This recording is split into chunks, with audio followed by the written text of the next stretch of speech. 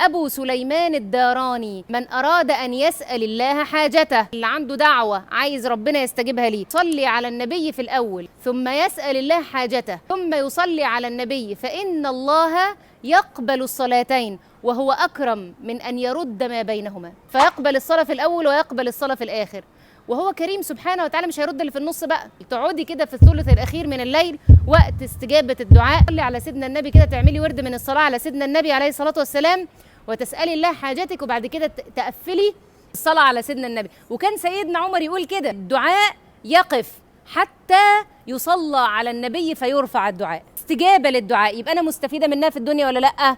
طب تعالى أقول لك، سيدنا النبي عليه الصلاة والسلام يقول لنا: من صلى علي صلاة صلى الله عليه بها 10 ورفعه 10 درجات وحط عنه 10 سيئات. صلاة واحدة بس تقولي عليه الصلاة والسلام، الله عز وجل يصلي عليك بها 10 ويرفعك 10 درجات ويحط عنك 10 سيئات. يوم القيامة سيئات انت عملتيها بس راحت، فبركة الصلاة على النبي ربنا غفر لك السيئات دي. طب يعني ايه ربنا يصلي عليا؟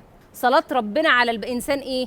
رحمة ورفعة وثناء، ربنا يرفعك ويرفع من شأنك، لأنك انت بتحبي اللي بيحبه ربنا، لأنك انت بتعملي اللي ربنا أمرك بيه، انت بتعملي عمل مع ربنا سبحانه وتعالى، الله يصلي على سيدنا النبي، فانت كمان بتعملي نفس العمل. النبي عليه الصلاة والسلام يقول لك ايه؟ من صلى علي حين يصبح 10 وحين يمسي 10 أدركته شفاعتي يوم القيامة. الصبح كده بعد صلاة الفجر بتقعدي بتقولي أذكار الصباح بتاعتك وتصلي على سيدنا النبي 10 مرات، وبعد صلاة العصر زي دلوقتي كده تقولي أذكار المساء وتصلي على سيدنا النبي 10 مرات، تبقى ده بالنسبة لك ورد يومي أدركته شفاعتي يوم القيامة. سيدنا النبي يذكرك بالاسم: يا رب اغفر لفلانة. صحابة عرفوا قيمة الصلاة على النبي. سيدنا أبي بن كعب يجي لسيدنا النبي عليه الصلاة والسلام ويقول له: يا رسول الله، أأجعل لك من صلاتي الربع؟ أنا ليا ورد يومي كده من الذكر، أخلي الورد ده ربع صلاة عليك؟ ما شئت وإن زدت من خير. طيب يا رسول الله، أأجعل لك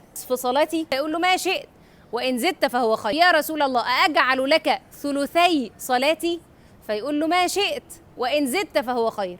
فالصحابي يقول له: أأجعل لك صلاتي كلها؟ فسيدنا النبي عليه الصلاة والسلام يقول له: إذن يكفيك الله ما أهمك من أمر دنياك وآخرتك. عندك هم، عندك كرب، عندك حاجة شغلاكي، حد مضايقك، حد ظلمك، حد خد منك حقك، نفسك في حاجة، ما أهمك؟ إيه اللي همك؟ كل واحدة فينا كده تقعد 5 ثواني مع نفسها: أنا نفسي في إيه؟ إيه الهم اللي أنا شايلاه في الدنيا؟ الرزق، عريس، عيال، نجاح، وظيفة، ما أهمك؟ آخرتك، الفردوس الأعلى، صحبة سيدنا النبي، شفاعة سيدنا النبي عليه الصلاة والسلام، رضا ربنا، النظر إلى وجه الله الكريم، ما أهمك من أمر دنياك وآخرتك؟ كل ما أنا بصلي على سيدنا النبي فأنا في معية الله، رفعة للدرجات، وأنا في نعم كتيرة لا تعد ولا تحصى.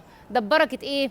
ببركة الصلاة على سيدنا النبي. كل ما يبقى عندك مشكلة مادية، كرب، حد مزعلك، اقعدي بس امسكي سبحتك وصلي على سيدنا النبي عليه الصلاة والسلام. ليه يا حبايب؟ أصل احنا قلنا في الحديث اللي فات: من صلى علي صلاة واحدة صلى الله عليه بها 10. الصلاة ربنا إيه؟ رحمة وسكينة. تخيلي لما ربنا سبحانه وتعالى يغمرك برحمته، ينزل على قلبك السكينة، تطمني، الحاجة اللي مضايقاكي تبدأي تهدي وقلبك يرتاح، لأن أنت بتقولي عليه الصلاة والسلام مرة الله يردها لك 10، فربنا يديكي رحمات وسكينة وطمأنينة في قلبك، القلق يروح والاكتئاب يروح وشوية الزعل يروحوا والمشاكل تتحل. إذن يكفيك الله ما أهمك من أمر دنياك وآخرتك.